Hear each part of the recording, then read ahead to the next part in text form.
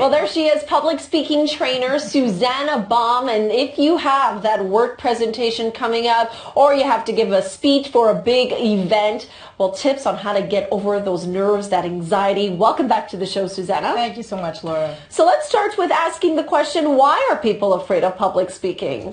So many reasons, Laura. I think most of all we're afraid of being judged, we're afraid of making a mistake, we're afraid of looking a little bit dumb in front of our audience, and we're afraid of the long-reaching consequences that can happen because of that. Yeah, I mean, you take it for granted. It doesn't come easy for everyone. No, yeah. It's certainly not easy putting yourself in the center of attention and having all eyes on you. Let's talk about some of the common myths of public speaking, and one that we've all heard if you've even just written a speech for a best man or maid of honor is, start things off with a joke. Do you agree with that?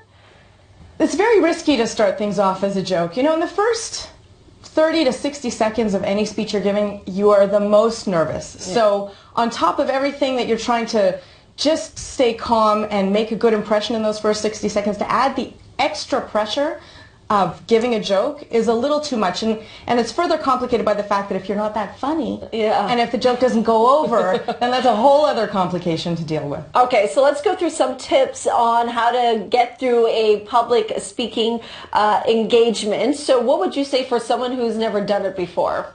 For someone who's never done it, you really have to look at how are you structuring your speech. You really have to keep it organized and structured. That's the first thing. Introduction, body, conclusion.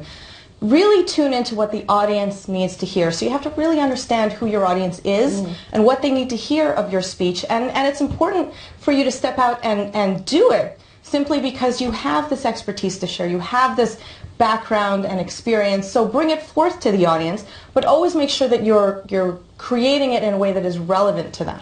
For someone who maybe has given a few of these speeches before in whatever avenue it was in, there's always ways to improve. What would you say to someone who's looking to improve their skills? Well, certainly an important thing before you get up in any speech is to practice it. You need to hear what it is you're saying, even audio record yourself and listen back as well. Oh, that's good advice. Yes, definitely. To hear yourself the way the audience is going to hear you and make the appropriate changes.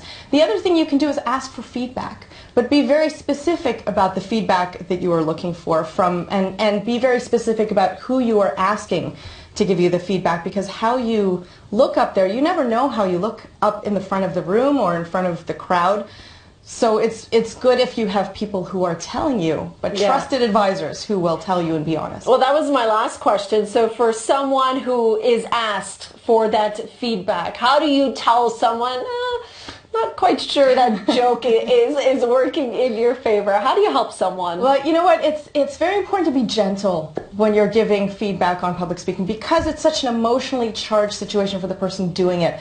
So one thing to keep in mind is, if you really want to help someone, is to share something that they did really well, and then something that they could do even better next time to make their speech even stronger. That is good. That's good for any, even if you're telling your kids someone, you want to start with the positive and then what they can work on. Yeah. Thank you so much, Suzannah. Great advice as always. Thank you so much.